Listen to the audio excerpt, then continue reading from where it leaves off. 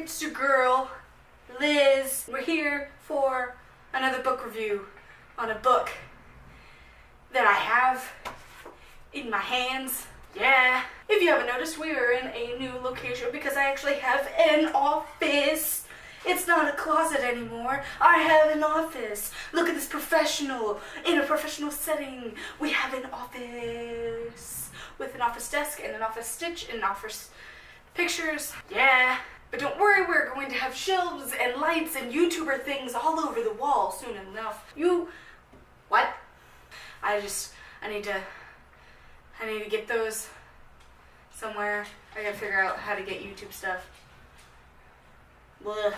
What you don't know is that we are 3 flights up. We are 3 flights of stairs up. There is no elevator. There is only 10 steps per staircase, but it is enough, and I dragged all of this upstairs. Now my poor unfortunate boyfriend had to drag the 80-pound desk upstairs, but fall in love with a YouTube gamer, they said. It'll be fun, they said. Live in a house with them, they said.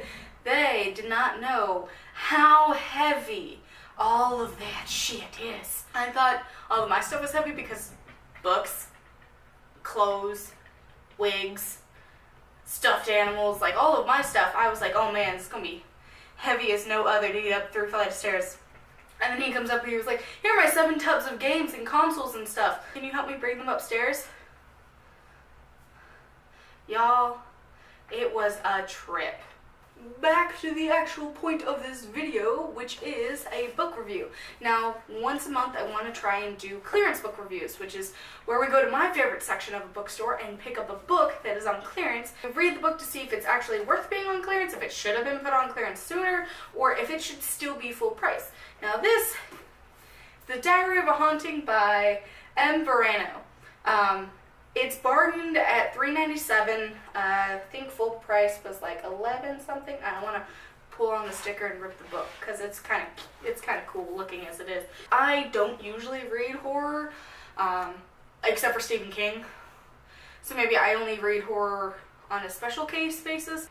I was kind of concerned why it was on clearance because it still sounds like a really good book, and there's a second book in the series. It's called Diary of a Haunting Possession. But anyway, book is about a girl named Paige. Her mother is an actress, her father is a director. Father and mother have a divorce because father starts cheating, finds another woman. Paige has a little brother, his name is Logan, he's about 12. She's about 16, 17 at the time, and mother is a hippie, essentially. She's very mystic, she's all about saving the earth, she's all about doing good things, she wants to go back to college for ecology, she wants to do all of these great things, and decides to pick up the kids, whom the father does not want, and makes it apparent that he does not want to be in their lives. Picks up both the kids and drives them to Idaho. Paige has only ever lived in LA, so it's kind of a little bit of culture shock. She does express how she's not sure how this is going to work out, but say la vie, you know, la vie. Joke. It's a bad joke. Hold up. Anyway, Paige moves into small town Idaho into this massive house. It's dusty, it has flies, she's worried about spiders. By the way, Paige has arachnophobia. She is a valley girl. She doesn't know what's going on. She's moved away from all her friends. She gets to the new school, and the first day, everyone's really excited to learn about the new girl from LA. Everyone's asking her all these kinds of questions.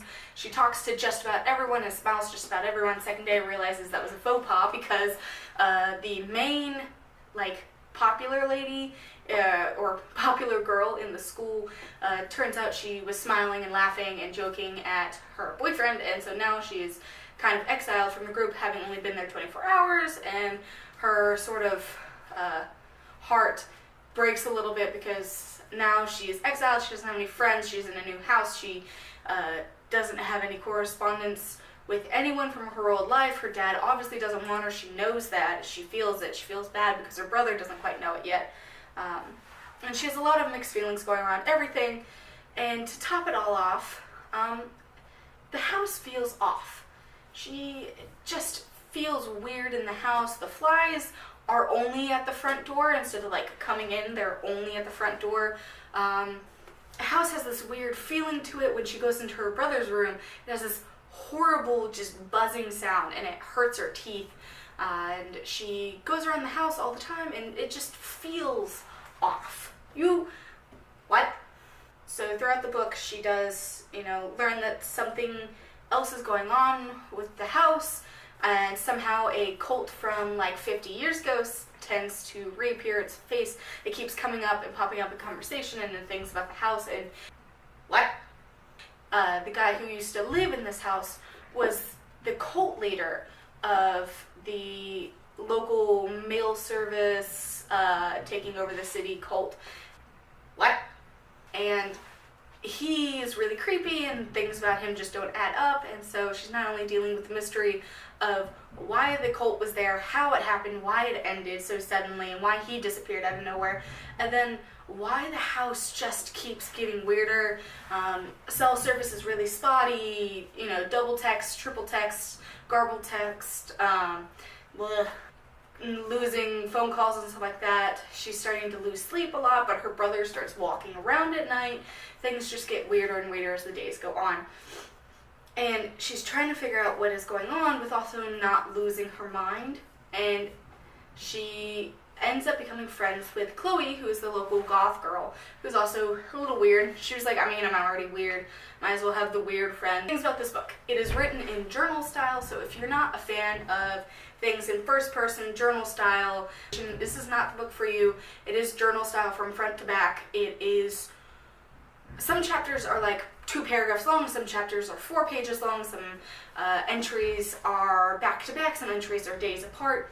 So it's not a continuous story, like it's not very day to day, every moment as it happens story. So if those bother you or they tend to lose your interest, this is not the book for you. Yeah, it is also horror. However, there are no quote-unquote monsters in this book. It's a lot of psychological horror, ghost horror, paranormal horror, but it's not like monsters and mayhem horror. So there's not a lot of gore, there's not a lot of body parts, there's not a lot of death, just a lot of creepy things that get creepier and keep getting creepier.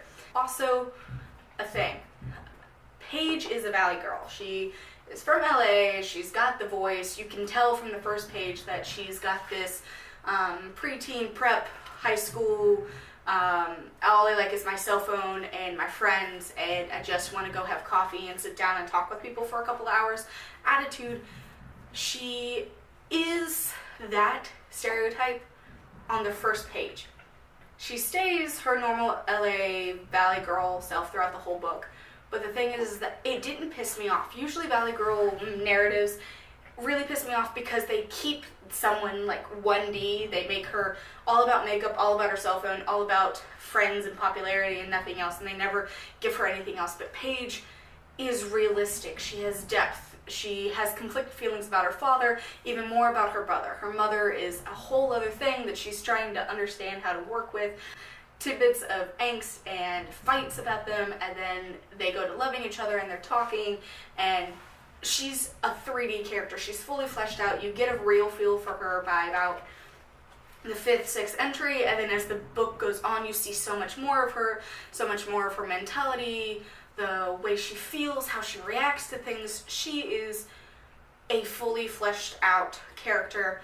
And though she starts off feeling like a stereotype, you start to get the real her very quickly. And I love that about a book is if you're going to do something that a lot of people don't like they don't like listening to Jersey Shore people and people like that make them angry, this is a good way to go about that, using a character like that, because she does have that tone of voice about her, but not only does it get better, but she learns as a character. She has such a good character arc, and I love that she has so much depth to her. There's more to her than meets the eye, and as you read it, you not only learn more about her, but you learn more about all of the other characters through her. She's just a really cool character. Yeah, elephant in the room. Paige is an unreliable narrator. She is a really bad, unreliable narrator. When I say I like unreliable narrators, this is what I mean. Narrators that you get halfway through the book and you're like, hold up. Hold up. You said like 5 pages ago, You said like 10 pages ago. You, what? What? You get about halfway through and then it just dawns on you, you're like, I can't take 100% of what she's saying. Paige doesn't see everything, or she's telling you completely differently. And then you start to realize some of these thoughts may or may not be Paige's. What? Yeah. May or may not be some kind of ghost in the house who's fucking with her journal. Whole lot going on, and you're like, what? What? What? What the fuck just happened? Unreliable narrator, Valley Girl stereotype that's super fleshed out in 3D. It's not that hard of a read. It's really easy to read. It's fun to read. It's like listening to a friend tell stories, and then that story gets really, really bad, and then the story gets even worse, and then all of a sudden you're really concerned for your friend, and really concerned for their life, and kind of concerned for their well-being, and you're trying to desperately tell them to move out of that house because goddamn, they're gonna die. It is far too fucking late. What the fuck just happened? It was like, hey, my house is haunted as fuck. Can you like just come by and like just cleanse it, just clear the air? And the elder's like, yeah, no, totally. We know about the house. We'll come by. Elder gets in and he's walking around the house and he was like, fuck this shit, I'm out, and darts. And she was like, the fuck's that supposed to mean? What the fuck just happened? Where'd he go? What the fuck? The fuck? And then breaking down walls and finding shit they didn't want to find. And there's just a lot of stuff going on that nobody wanted. And Paige is like, can we go home now?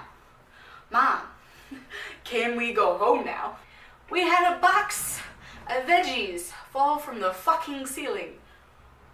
That's playful energies to you? Lost it. And it gets worse. It gets so much worse. And then he starts having seizures, which is fun. It's a whole lot of fun. And no one can tell where they're coming from. And Paige is freaking out, and then Chloe freaks out, and then Raph downstairs is freaking out. By the way, okay, so Raph is the downstairs neighbor. He is the son of the lady who actually owns the house that they're renting it from. His name is on the deed, but his mom owns the house and they're paying rent to her. Anyway, Raphael is this hot college student-esque 21, 22. He's got tight curls. He's built like a god. He's super hot. And like Paige meets him, and you're like, oh shit, this here it goes. This is where we get this stupid romantic plot or whatever. Second page into talking to him. Oh, by the way, I'm gay. That's it. That's it, everybody. We're done. We're done. We're done. What? What the fuck just happened?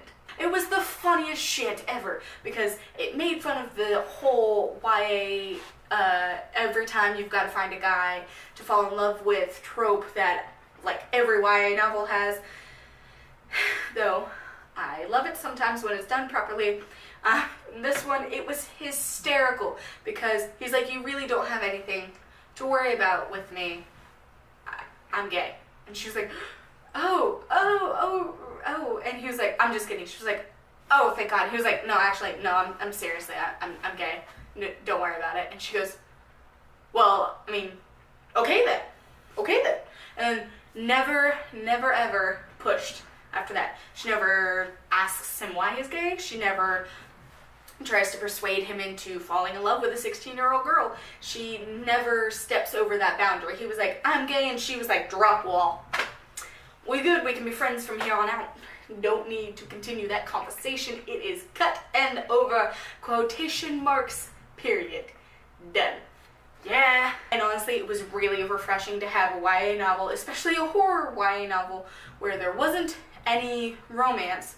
It was all about family dynamics, characters fully fleshed out, unreliable narrator, and it was a good read. It had my attention the entire time. It took me 2 weeks to read it because I was moving houses, but thinking about it, had I had the time to sit down and just dump my time into this book, I would have read it in 3 days. Like, it's not a thick book, it's not very long, but it has a lot of stuff that happens. It doesn't feel rushed. It feels authentic. It feels 3D. It feels very lifelike, this story. And if you're into horror, if you want to see what it's like to have an unreliable narrator and see what I'm talking about, if you want a really funny, scary book, I suggest this one. Diary of a Haunting by M. Verano. She has the second one. I haven't read it yet. I haven't gotten it yet, but I'm actually ordering it off Amazon here soon because I want to read it. After reading this one, I definitely want to read it. As for the clearance issue, I would still have this book at full price. To be honest, I would still keep this on full price. I understand it's a little bit older. Okay. So this is from 2015, so it's about 3 years old. I understand because it's 3 years old, you would clearance it out to get it out of the store. But to be honest, if I were a bookstore, I'd still have this at full price because it's still worth the full value. The book is not crap. It is a good read. It is awesome. I would still market the snot out of this. I would still read this again. That's really my review. It's a great book. I fucking love this. I loved this book. And it'll be one of the many books on my shelf. Thank you for following me along on this book review ramble rant thing. And I just want to tell you all, love you. Goodbye.